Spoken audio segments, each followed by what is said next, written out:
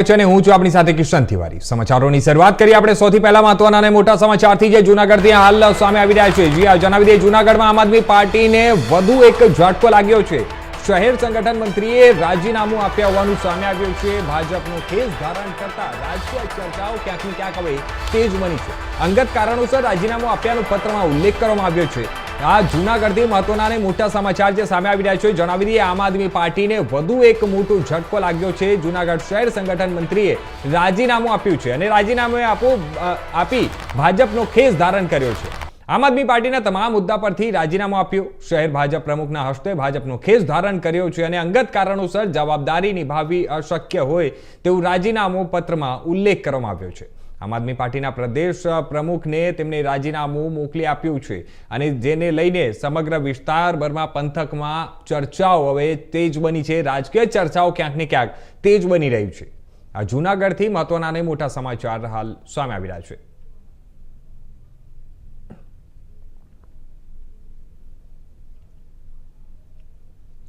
તો જણાવી દઈએ આ જૂનાગઢથી મહત્વના સમાચાર છે જ્યાં આમ આદમી પાર્ટીમાંથી રાજીનામું આપ્યા હોવાનું સામે આવી રહ્યું છે। અંગત કારણોસર રાજીનામું આપ્યા હોવાનું પત્રમાં તેમણે ઉલ્લેખ પણ કર્યો છે। જૂનાગઢ આમ આદમી પાર્ટીને વધુ એક મોટો ઝટકો લાગ્યો છે। આથી હું ભૌતિક બુદ્ધ આમ આદમી પાર્ટીના સંગઠન મંત્રી તરીકે રાજીનામું આપું છું અને ભારતીય જનતા પાર્ટીની વિચારધારા અને મોદી સાહેબની કામગીરીને પ્રેરણાથી કિરીટભાઈ પટેલ અને ગૌરવભાઈ રૂપારેજાની ઉપસ્થિતિમાં હું ભારતીય જનતા પાર્ટીમાં જોઈન થઉં છું। ખૂબ સરસ અભિનંદન। તમારું નામ વિનુ?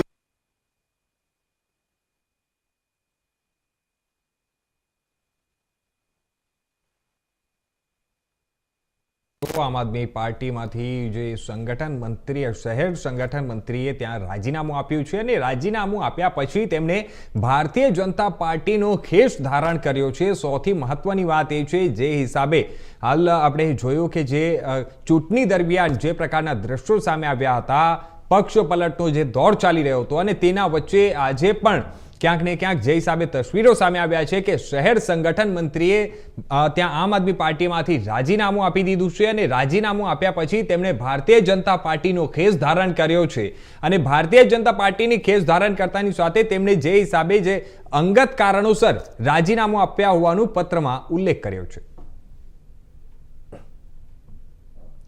તો હાલ આ સમાચાર પર વધુ વિગતવાર વાત કરવા માટે અમારી સાથે જોડાઈ ગયા છે અમારા સંવાદદાતા ભાવિક જોશી જૂનાગઢથી।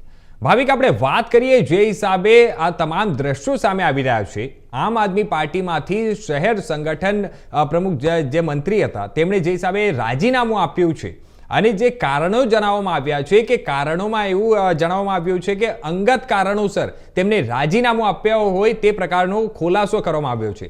સમગ્ર માહિતી આમાં શું અત્યાર સુધી સામે આવી શકી છે? જી ચોક્કસથી જણાવું તો જે રીતે વાત કરવામાં આવે, ગઈકાલે આમ આદમી પાર્ટીના શહેર સંગઠન મંત્રીએ પાર્ટીના તમામ હોદ્દાઓ પરથી રાજીનામું આપીને ભાજપનો જે ખેસ ધારણ કર્યો છે, પોતાના અંગત કારણોસર રાજીનામું આપ્યું હોવાનું જણાવવામાં આવી રહ્યું છે। પરંતુ ક્યાંક ને ક્યાંક જોવા જઈએ તો જે રીતે ગત સ્થાનિક સ્વરાજ્યની ચૂંટણીની અંદર તાલુકા પંચાયતની જૂનાગઢ તાલુકા પંચાયતની અંદર જે રીતે ભાજપની બોડી બેઠી છે, બંને ભાજપ અને આમ આદમી પાર્ટીના 9 સભ્યો જીત્યા હતા અને ટાઈ થઈ હતી, તેમાં ભાજપે જે જીત હાંસલ કરી છે અને હાલમાં જે તોડજોડની રાજનીતિ ચાલી રહી છે તેમાં ક્યાંક ને ક્યાંક અંગત સૂત્રોમાંથી એવું જાણવા મળી રહ્યું છે કે વિકાસની જે રાજનીતિ છે તેને વેગ આપવા માટે થઈ અને આ જે છે તેને રાજીનામું આપીને ભાજપનો ખેસ ધારણ કર્યો હોવાનું જાણવા મળી રહ્યું છે। તો બીજી તરફ હાલ કેટલાક જે છે તે આમ આદમી પાર્ટીના લોકો પણ હજુ રાજીનામું આપે એવા પણ શક્યતાઓ દેખાઈ રહી છે। તોડજોડની રાજનીતિ હવે જૂનાગઢ શહેર અને જિલ્લાની અંદર તેજ બની છે। જી ભાવિક, આપણે વાત કરીએ તો જૂનાગઢમાંથી જે હિસાબે અત્યાર સુધી જે દ્રશ્યો સામે આવતા રહ્યા છે, સતત આપણે વાત કરીએ આમ આદમી પાર્ટીની તો આમ આદમી પાર્ટી ગુજરાતમાં પોતાનું વર્ચસ્વ બનાવવા માટે તેમનું જે હિસાબે સંગઠન એમનું છે અને વિસ્તાર વધારવા માટે તે આમ આદમી પાર્ટી તરફથી સતત પ્રયાસો કરવામાં આવી રહ્યા છે।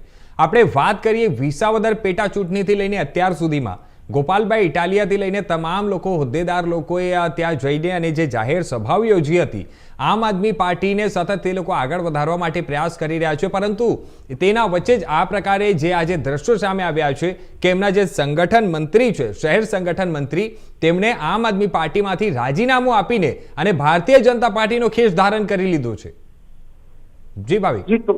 જી ચોક્કસથી જણાવું તો જે રીતે પેટા ચૂંટણીની આપ વાત કરી રહ્યા છો, પેટા ચૂંટણી જે રીતે વિસાવદર વિધાનસભાની યોજાણી હતી ત્યારથી લઈ અને અત્યાર સુધીમાં પ્રદેશના જે નેતાઓ છે તે સામત ગઢવી સહિતનાઓએ જે રાજીનામું આપ્યું છે, ક્યાંક ને ક્યાંક જોવા જઈએ તો હવે જે રીતે હમણાં જ થોડા સમય પહેલા ગોપાલ ઇટાલિયા પોતે જે વિસાવદરની અંદર તેને ચૂંટણીમાં વચન આપ્યું હતું કે હું વિસાવદરમાં રહેવા આવી જઈશ, તે પોતે રહેવા આવ્યા હતા અને ત્યારે 700 થી વધારે કાર્યકર્તાઓ તેમને તેમના નિવાસ સ્થાને મળ્યા હોવાના ફેસબુક તેના પેજ પરથી તેણે ફોટાઓ વાયરલ કરી અને જણાવ્યું હતું. ત્યારે 2027 પહેલા જે હવે છે તે જુનાગઢ જિલ્લાની અંદર તોડજોડની રાજનીતિ છે તે વધારે તેજ બની છે. 2027માં કોઈ પણ ભોગે જે છે તે ભાજપ વધારેમાં વધારે સીટો જીતે અને ખાસ કરીને જે તેનું ટ્રેન્ડિંગ જે છે જે પોઈન્ટ કહી શકાય વિસાવદર વિધાનસભા તેની પર સૌથી વધારે નજર હાલ રાખવામાં આવી રહી છે.